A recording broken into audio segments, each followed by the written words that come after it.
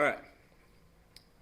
So, as a starter, I have this picture up here. Can anyone tell me what that is? It's a gun guitar. Yes. Um, so it is said that the Mexican government confiscates about 30,000 weapons, firearms, like a year, to like destroy them from like illegal firearms. So, but Pedro Reyes, an artist down from Mexico City, decided to take like one of the weapons and redesign him to make a guitar. And Rudy Francisco wrote a poem about it. And one of the lines in the poem was, "Would you imagine trying to convince a gun that it could instead of taking a life, it could give life back into situations that are tough?" So yeah, that was my start. I am doing this project, and it's on music therapy, as you see. And by the end of it, these are my goals that I hope to accomplish. Why did I choose the topic? Why should you care? And why is this topic important? Okay. To begin with, let's start with a little bit of fun facts. According to recent studies, polls, 315 million people listen to music on a daily basis. That is a lot of people. In American adults, rap and pop were the most popular. And of course, we are in the South, so country is one of the big ones, somehow. Pop, which is like, in teenagers, pop is like the highest ranking one for some reason. Clear, I think. But yeah. So, what is music therapy? First, before we describe what music therapy is, we have to describe what music is. Music is an auditory art composed of meaningful arrangements of sounds and relationships of pitch and rhythm and tonality. Hold on. Sorry, gonna have to work with me here. Most people believe that music frames like your mind, like your mindset. Especially adults, like in our culture, they think that when kids listen to rap music, it's deteriorating their minds, which in an entirety, it's not wrong. Like, of course, if you listen to like guns this, sex about this, money and all that, it's gonna like start a little bit and just start like deteriorating your mind and all of that. But in this description of what music is, I focused on the word art. And in Mr. Setterfield's class, we talked about this. Art is an expression of human creativity, demonstrating skills and imagination, which is at its best when it grows understanding in the observer. That's one of the things that Mr. Setterfield told us about. And hold on. Music does not only like give people a space, like a safe space to communicate and express how they feel, but it also expands the way people think. Like, if of course, if you think about money, people are like composed to like a goal. They want to accomplish something at the end of it, stuff like that. And we've always seen like music and poetry in the Bible, especially like in the Old Testament. Like, we had King David playing the lyre and stuff like that. Yeah. And we're going to focus on music as a language. This is the Tower of Babylon. And I put that music as a journey. It tells like the story of where we've been and where we aspire to be. Music is one way we could bring everyone back together. And from this, it does not really explain why I chose to put Tower of Babylon. But this is what I think. God changed everyone's language, but he did not change music. He changed the way people could like talk and understand each other's like language and stuff like that, but he did not change the concept of music. Which is funny because when we talk about music as a language, two of y'all were with us in Honduras, and you saw how music touched souls of others. We had opportunities where we would get on stage and talk to people, and most of the people that did not understand what we're saying in English. But when I got on stage and started playing guitar with the guys, it's like we had a connection of like, it's like we could communicate through the music. We were playing songs that we both knew, but in a different style. Which music is like a way people can talk about like culture. There's different musics in every different culture. Thank you. Now we're gonna move up. It is not it is not like a hidden secret that we live in a very like um, mental health stuff. Like mental health is rampant in like our culture, and music helps people express the way they feel, which is a problem because like most people do not know what type of music to turn to, and music confronts a person emotionally, and a doctor in one of my a doctor in one of like my sources said music and emotion are inseparable. It's not just a physiological stimulus, meaning that music has to take the audience somewhere. As an actor, I did theater a lot, and it's always like a question like what my directors would ask me like, so what do you want the audience to feel with you speaking? What do you want where do you want them to go? What do you want them to think of?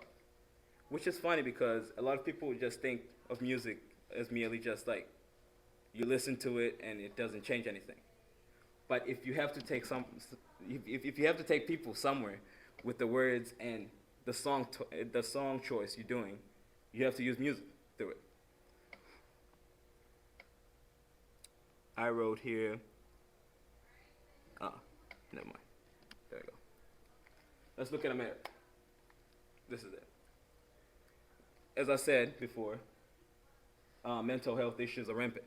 And according to studies by Statistica, 41.7 million people in America have been to some type of therapy. And half of that is like teenagers, people within the ages of 16 to 18. They have been to therapy, stuff like that. And it is estimated that around 5,000 teenagers commit suicide each year. This was a statistic that was estimated like in 2021. So now I couldn't find one that was recent, like for 2022 and 2023. Like that was the most recent one, and it was like most teenagers suffer in silence because we live in a culture. It's like there's no hiding it that we live in a culture where people do not want to talk. Like especially our teachers have told us that our culture, our generation, is mostly teenagers who do not know how to have a decent conversation. And going to like a therapy center, being with the doctor in a room, and sitting down and talking about your issues is suddenly like just not something our generation wants to do. So the easiest thing to turn to is music and modern therapy. And I'm pretty sure you all know what these are. That would be a vape. That would be alcohol, and that's marijuana. Our generation has used these substances to like escape from like the feelings that they feel from like separation and stuff like that, and that one mostly has been very used in like the recent years, 2021 through 2023. It's very rampant. People are using it a lot because it has like the nicotine in it. It doesn't change the way you think, but it like softens the blow of like everything around you. Here we have marijuana, which people take to like just like escape. The being high is like just like an escape from like reality. This is the problem with music therapy. Music therapy is not a performed art. It's not like treatment like you have to take like a dosage of something or some like stuff like that. And most people argue that it could trigger childhood trauma in older patients and PTSD in younger patients. Because there is no way to control it. There's just like you could play like one song that could have been playing in a bad situation, and it could trigger like a whole like just plethora of like a chain reaction of like trauma and stuff like that. The overstimulation of a patient's mind is flooded by a ton of memories from the past, which could be bad because like if you remember like from the past and you are not like in a safe space with people who understand what you're going through, you could end up resorting to self-harm. Speaking of self-harm, I About a year and a half ago, one of my friends, very talented friend, was going through depression, and most people did not know about it. I didn't even know, and I was the closest to him. And he attempted to commit suicide. Luckily, his mom walked in the room right before he did it. And I've seen how music, he's a writer and composer of music. And I've seen how, even though they took him to therapy, like to talk to people, but it just, there was like, he wasn't connecting to people the way, you know, the way he was supposed to.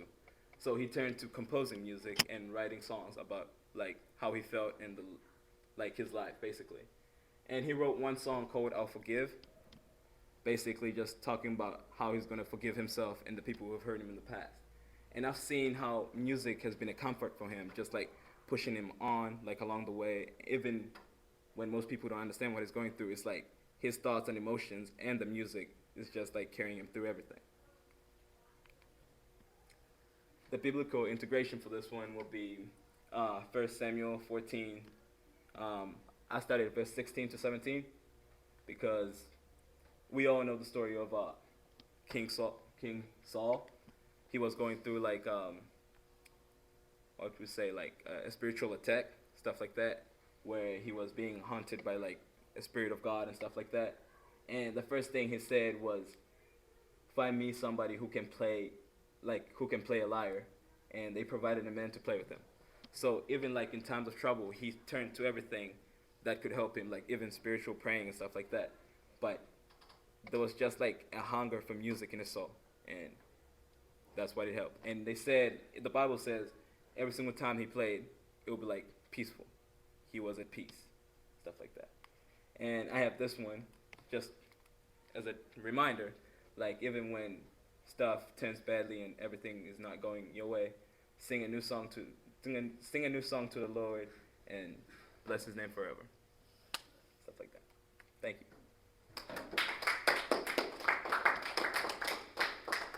Awesome. Got a couple of panelists here.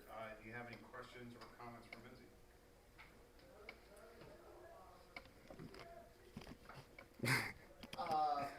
What does? Okay, so I've a couple friends that are like in school for it, or are doing it. What does musical therapy look like in practice? Like I have an image in my mind. Like I walk into a room and someone's playing guitar for me, and then I talk. But I'm like I have no idea what it actually looks like. Music therapy is looking at the person as a whole. Yeah. So it's not like just like trying to treat one thing. I mean, the focus of it is to treat one thing, but Yeah. it's looking to treat the person as a whole. So it'll be like you would walk into a room instead of like just sitting down and talking about your problems.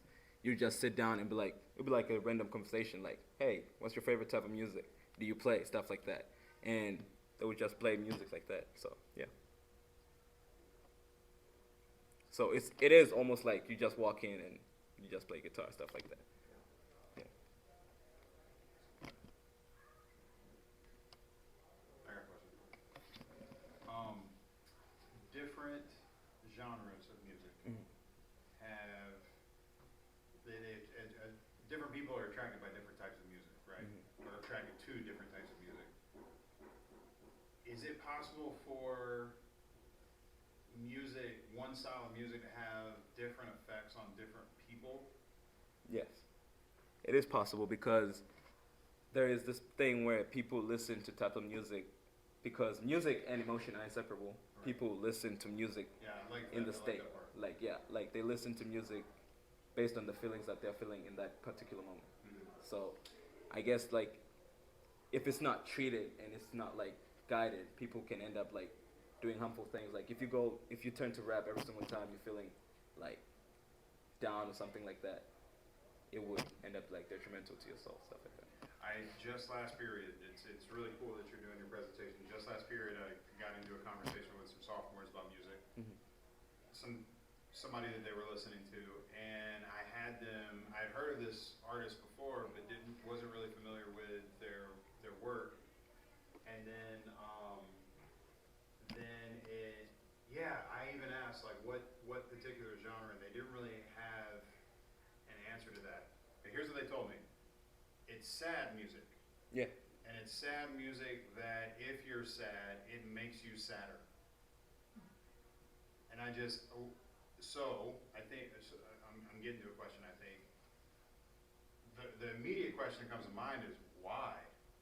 Like there's enough sadness in the world. Like why am I wanting to be sadder? You know what I mean? Like, and there seems something therapeutic about that. Yeah. Where maybe I don't know. Can you help me understand that? I feel like people want to confront their feelings.